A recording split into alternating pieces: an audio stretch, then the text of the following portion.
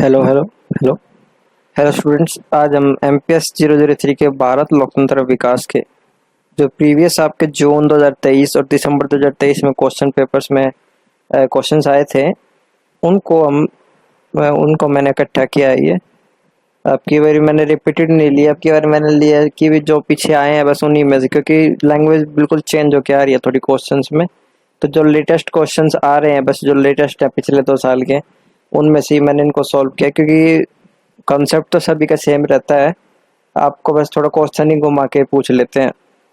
तो इन ये भी आप तैयार कर लोगे, इनका भी पढ़ लोगे तो आपका पेपर लिखने में आसानी होगी। और ये इसको मैंने आपको 17-16 चैप्टर तो करा दिए मैंने एमपीएस 03 के।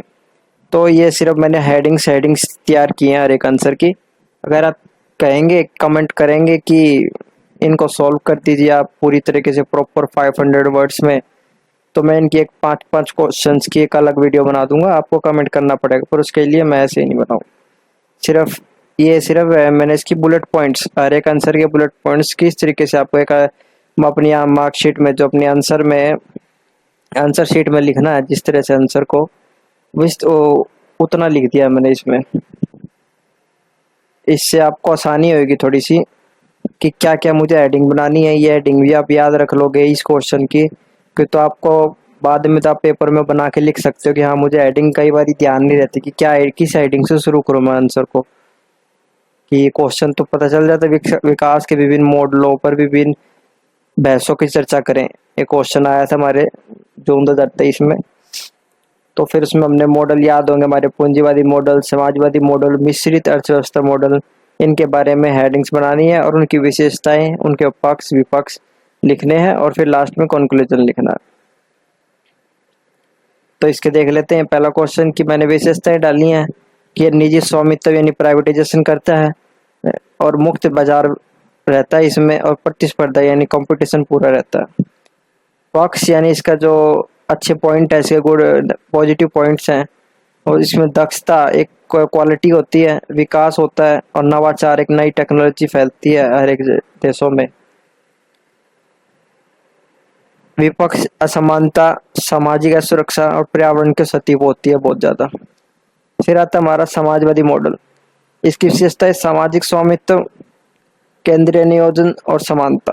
पक्ष सामाजिक न्याय, बुनियादी जागरूकता की पूर्ति और आर्थिक स्थिरता। आपने इसमें पक्ष में ये जो पॉइंट्स दिए कॉमा लग के, इनको थोड़ा थोड़ा एक्सप्लेन करना है आपको। तो फिर आपका एक पक्ष की एक पैरा तैयार हो जाएगा, विपक्ष का एक पैरा तैयार हो जाएगा, या पॉइंट बना के भी लिख सकते हैं आप। या क्षमता किस तरह से फैली है, कम नवाचार किस तरीके से हुआ है, उसका लिख दिया विपक्ष में एक हेडिंग बना के, कम नवाचार का। और उसके बारे में 2 लाइन लिख दी। फिर व्यक्तिगत स्वतंत्रता का अभाव लिख के एक हेडिंग बना के उसकी 2-3 लाइन लिख दी। तो आपका ये आंसर इस तरीके से कंप्लीट होगा। मिश्रित अर्थव्यवस्था वो मॉडल जो भारत ने अपनाई थी, इसमें सार्वजनिक और निजी क्षेत्रों का मिश्रण होता है, प्राइवेट और सभी का, समाजवादी का। तो पक्ष पूंजीवादी और समाजवाद का संतुलन, लचीलापन और सामाजिक कल्याण, भारत ने इसको 1991 में अपनाया था। और विपक्ष नीतिगत और जटिलता रहती है इसमें थोड़ी, और संघर्षों की संभावना बनी रहती है इसमें। और लास्ट में आपको कंक्लूजन लिख देना इसमें कि ये तीनों हमने मॉडल समझे, इन तीनों की खामियां क्या थी और क्या थी, हमने क्या समझा और किस तरीके से क्या अपनाना चाहिए। आपको कंक्लूजन में ये 2-3-4-5 लाइन का लिख देना। आपको आपके 3 से 4 पेज पूरे हो जाएंगे इस आंसर में। फिर सेकंड क्वेश्चन, भारतीय नागरिकों की प्रदत्त संवैधानिक अधिकारों पर एक टिप्पणी लिखें। तो इसके संविधान में अधिकार मिले हुए भारतीय नागरिकों को, उनके बारे में लिखना है। जैसे मौलिक अधिकार, जीवन और स्वतंत्रता का अधिकार, समानता का अधिकार, शोषण के खिलाफ अधिकार, धार्मिक स्वतंत्रता का अधिकार। आप मौलिक अधिकार लिख के उसमें इन चीजों के बारे में एक पैरा बना के लिख सकते हैं, एक पेज का। फिर उसके बाद हमारे राजनीति निर्देशक सिद्धांत, समाज में न्याय, जो राजनीतिक ने हमारे जो अधिकार मिलते हैं उसको, राज्य की नीति के, समाज न्याय, समानता और भाईचारा को बढ़ावा देना, काम का अधिकार, उचित मजदूरी और स्वस्थ कार्य परिस्थितियां, शिक्षा का अधिकार, प्राथमिक शिक्षा अनिवार्य है, सार्वजनिक, ये जो राज्य के अधिकार होते हैं। मौलिक कर्तव्य, संविधान का सम्मान करना, राष्ट्रीय ध्वज को फहराना, देश की रक्षा करना, सार्वजनिक संपत्ति की रक्षा करना, वैज्ञानिक दृष्टिकोण से अपना वैज्ञानिक दृष्टिकोण अपनाना और मानवतावाद को बढ़ावा देना। ये कुछ पॉइंट्स हैं इसके, आप इनको पढ़ लीजिएगा। मैं आपको दिखा देता हूँ सारे क्वेश्चन। राजनीतिक व्यवस्था को प्रभावित करने वाले कारकों को संक्षेप में समझाइए। ऐतिहासिक कारक, सामाजिक कारक, आर्थिक कारक, सांस्कृतिक कारक और अंतर्राष्ट्रीय कारक, और फिर लास्ट में कंक्लूजन।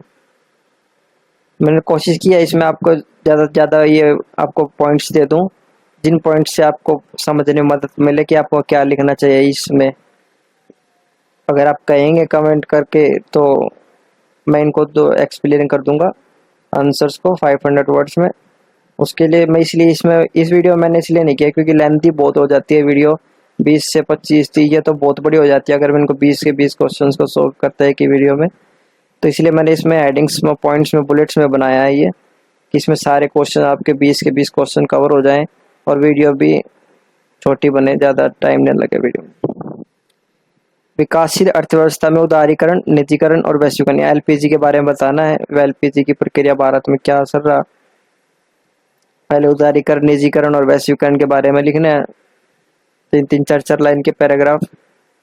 फिर उसमें भारत में एलपीजी सुधार, भारत में एलपीजी का क्या रोल रहा, 1990 के दशक में शुरू किए गए थे।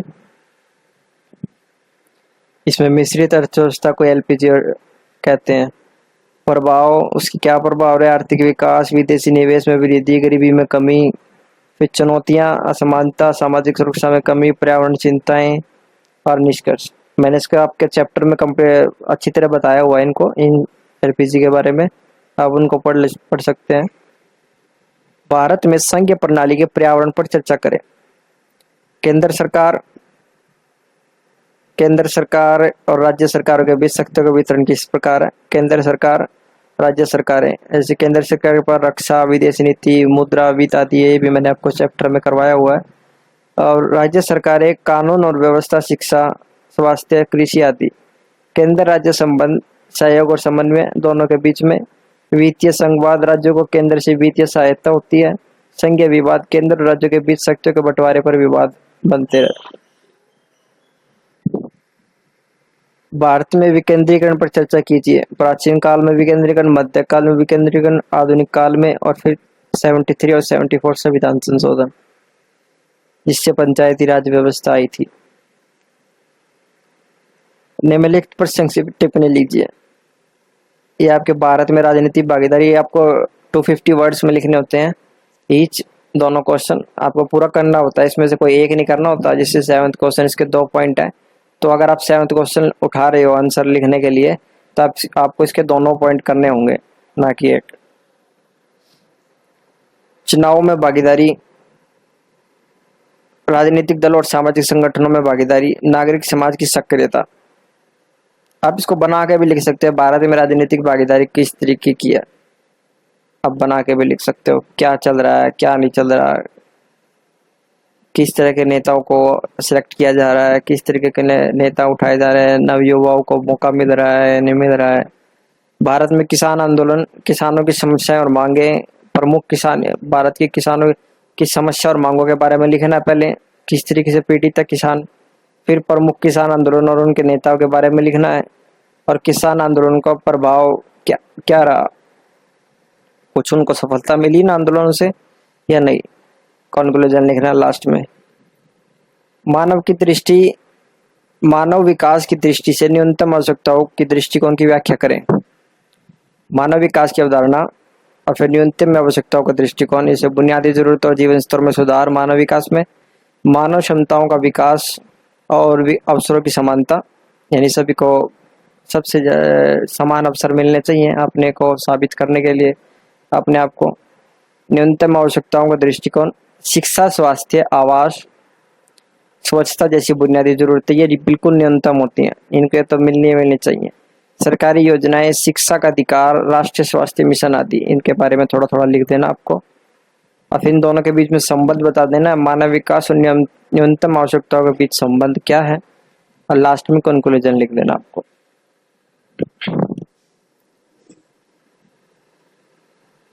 जितने भी कोमा लग के पॉइंट है आपको इनको भी एक्सप्लेन करना है, सिर्फ यही नहीं, शिक्षा के बारे में लिखना है कि स्वास्थ्य, फिर एक पॉइंट बना के 2-3 लाइन उसके लिखने है स्वास्थ्य, जब भी आपका आंसर 500 का कंप्लीट होगा। नौवां क्वेश्चन है, भारतीय राजनीति के क्षेत्रीकरण और इसके नए आर्थिक नीतियों के अनुप्रयोगों का आलोचनात्मक परीक्षण करें। भारतीय राजनीति का क्षेत्रीकरण, नई आर्थिक नीतियां और क्षेत्रीय विकास, आलोचनात्मक परीक्षण और कंक्लूजन। 10वां क्वेश्चन, स्वतंत्रता के बाद भारत में लोकतंत्र प्रदर्शन की समीक्षा करें। लोकतांत्रिक संस्थाओं का विकास, संसदीय प्रणाली और संवैधानिक ढांचा, निर्वाचन आयोग और चुनाव प्रक्रिया, न्यायपालिका और उनकी स्वतंत्रता, उनकी आजादी, चुनौतियां और उपलब्धियां, राजनीतिक दल, भ्रष्टाचार, सामाजिक विभाजन, आर्थिक विकास, सामाजिक न्याय और गरीबी उन्मूलन, लोकतंत्र की मजबूती और नागरिकों की भागीदारी। लास्ट में निष्कर्ष, भारतीय राष्ट्रीय आंदोलनों में समाजवादी सोच की भूमिका पर चर्चा करें। समाजवादी विचारधारा का उदय और उसके प्रमुख नेता और उनके योगदान के लिखने आपको पहले, और उसके बारे में उसकी परिभाषा देनी है समाजवादी विचारधारा की, और फिर समाजवादी विचारधारा के प्रभाव, आर्थिक नीतियां, सामाजिक सुधार, भूमि सुधार, ग्रामीण विकास, ग्रामीण उन्मूलन और सामाजिक न्याय, और फिर निष्कर्ष। और आप इसमें 1-2 पॉइंट अपनी तरफ से भी ऐड कर सकते हैं एग्जाम में, अगर आप चाहें तो, कुछ याद आ रहा हो तो आपको। भारत में जातिगत असमानताओं की प्रकृति के आलोचनात्मक परीक्षण करें।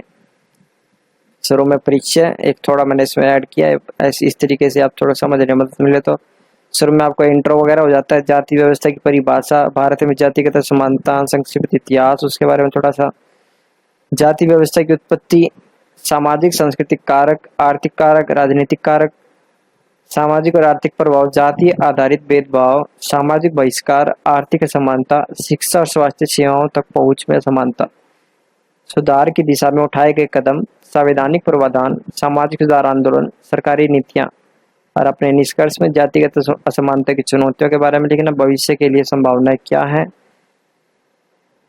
विकास के लिए राजनीतिक अर्थव्यवस्था का दृष्टिकोण को विश्लेषण कीजिए।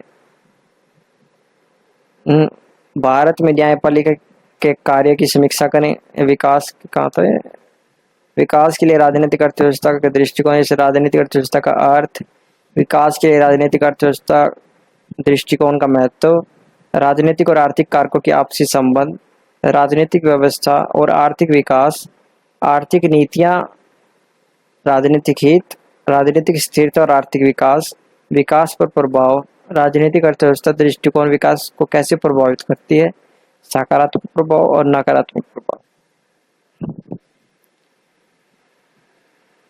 और फिर कंक्लूजन, विकास के लिए राजनीतिक अर्थव्यवस्था दृष्टिकोण का महत्व, चुनौतियां, संभावनाएं। 14वां क्वेश्चन, भारत में न्यायपालिका के कार्यकारण की समीक्षा करें।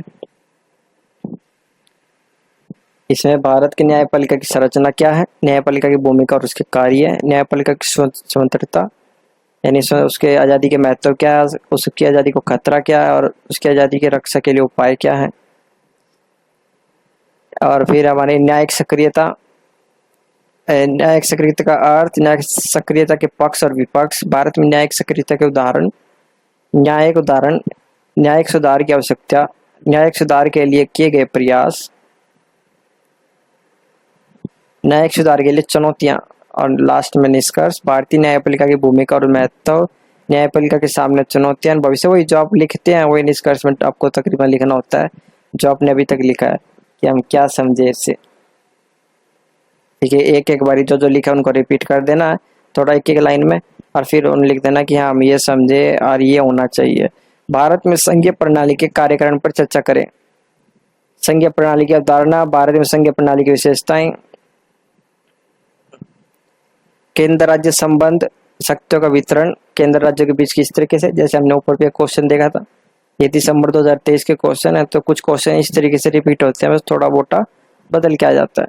संघीय विवाद, भारत भाषा, संस्कृति और धर्म से संबंधित विवाद होते रहते हैं। प्राकृतिक संसाधनों के बंटवारे से संबंधित विवाद होते रहते हैं कि भाई मुझे इतने संसाधन मिले, तुम्हें इतने संसाधन मिले, तुमने इतने पेड़ काट लिए और हमें काटने नहीं दे रही है।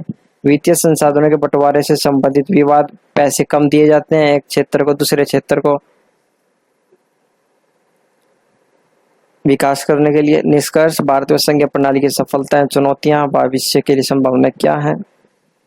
और फिर ये हमारा एक जो 250 वर्ड के क्वेश्चन आता है, इसमें शब्दों में लिखना होता है। भारत के किसान आंदोलन जो हमने ऊपर पढ़ा, स्वतंत्रता पूर्व किसान आंदोलन के बारे में लिख देना, थोड़ा सा किस तरीके से आज़ादी से पहले आंदोलन होते थे, कुछ याद हो, कुछ हमने पढ़ा हो तो चैप्टर में। और स्वतंत्रता के बाद किसान आंदोलन के बारे में लिख देना है, प्रमुख किसान आंदोलन का विश्लेषण कर देना है और कुछ नेताओं के बारे में लिख देना है। 250 वर्ड्स में तो आपको पैरास में लिख देना है, पॉइंट ज़्यादा बनाने की जरूरत नहीं है। और कंक्लूजन ऐड कर देना तो बहुत बढ़िया रहता है। भारत में लोकतंत्र और हित समूह, जो हमने भी पढ़ा था लास्ट चैप्टर में, हित समूह की अवधारणा। भारत में हित समूह यानी इंटरेस्ट ग्रुप्स होते हैं, जो समूह जो सरकार पर दबाव डालते नीतियों को परिवर्तन करने में। समूह का उदय, हित समूह के प्रकार, हित समूह जैसे व्यापारिक समूह होते हैं और एनवायरमेंटलिस्ट होते हैं। और इस सामाजिक समूह, हित समूह की भूमिका, हित समूह के लोकतंत्र पर प्रभाव और निष्कर्ष। विकास और लिंग न्याय की आलोचनात्मक परीक्षण कीजिए। विकास की अवधारणा, लिंग न्याय की अवधारणा। विकास और लिंग न्याय के यानी महिलाओं के लिए लैंगिक किस तरीके से आलोचना की जाती है। महिलाओं के लिए विकास योजनाएं, लैंगिक समानता के लिए कानूनी सुधार, चुनौती और संभावनाएं, निष्कर्ष। 18 क्वेश्चन। भारत में क्षेत्रवाद के लिए जिम्मेदार कारकों पर चर्चा कीजिए। यह हेडिंग्स है आपकी। क्षेत्रवाद की अवधारणा, भारत में क्षेत्रवाद का इतिहास, क्षेत्रवाद के कारण, क्षेत्रीय समानताएं, क्षेत्रीय पहचान, क्षेत्रीय राजनीतिक दल, क्षेत्रवाद के प्रभाव और समाधान क्या होना चाहिए, और निष्कर्ष। और हमारा 19वां क्वेश्चन, ग्रामीण शहरों में क्षेत्रों में प्रवासन के कारण उसके परिणामों का, जो ग्रामीण लोग हैं वो शहरों क्षेत्रों में प्रवास करते हैं, नहीं जाते हैं जब, तो उनके कारक और उनके परिणामों का बताइए। प्रवासन की अवधारणा, भारत में प्रवासन के प्रकार, ग्रामीण से शहरी क्षेत्र में प्रवासन के कारण, सामाजिक कारण, आर्थिक कारण, प्रवासन के परिणाम, शहरीकरण पर प्रभाव, चुनौतियों और समाधान, निष्कर्ष। भारत में लोकतंत्र की भूमिका का परीक्षण करें। लास्ट क्वेश्चन है हमारा। भारत की अवधारणा, भारत में लोकतंत्र की इतिहास, लोकतंत्र के सिद्धांत, चुनाव प्रक्रिया, लोकतंत्र संस्थाएं, लोकतंत्र की चुनौतियां, लोकतंत्र की उपलब्धियां, भारत में लोकतंत्र का भविष्य और निष्कर्ष। ये 20 क्वेश्चन हो गए आपके जून 2023 और दिसंबर 2023 के। अगर आप कमेंट करके कहेंगे कि हाँ मुझे आप इनको थोड़ा 5 एक्सप्लेन कर दीजिए आंसरों को, तो मैं इनको एक प्रॉपर 5 क्वेश्चंस की बनाऊंगा, 3-4 वीडियो, जिनमें आपके 5 क्वेश्चन होंगे। और इनको मैं 500 वर्ड्स में विद इंक्लूड निष्कर्ष प्रॉपर आंसर आपको वीडियो बना दूंगा और आपको एक बार समझा दूंगा उनको, और आपको पीडीएफ भी शेयर कर दूंगा इनकी। इसकी पीडीएफ आपको मिलेगी नहीं, क्योंकि इस पीडीएफ का मिसयूज हो सकता है, कोई भी इसको मिसयूज करके शेयर कर सकता है या पैसों में बेच सकता है। इसलिए मैं पीडीएफ शेयर करने से थोड़ा एक बार झिझकता हूँ, क्योंकि मैं फ्री में आपको प्रोवाइड करवाता हूँ टेलीग्राम पे पीडीएफ, और कोई पीडीएफ को यूज करके उसको सेल कर सकता है, उसको पैसों में बेच सकता है किसी और आप जैसे बच्चों को ही, तो ये फिर गलत उपयोग होता है इसका। इसलिए मैं कोशिश करता हूँ जो मेरे स्टूडेंट्स हैं जो मेरे टेलीग्राम से ज्वाइन हुए हैं, उन पे ट्रस्ट करके ही उनको शेयर करता हूँ कि वे इसका मिसयूज नहीं करेंगे, उनको सिर्फ पढ़ने के लिए यूज करेंगे। Thanks for watching, good bye.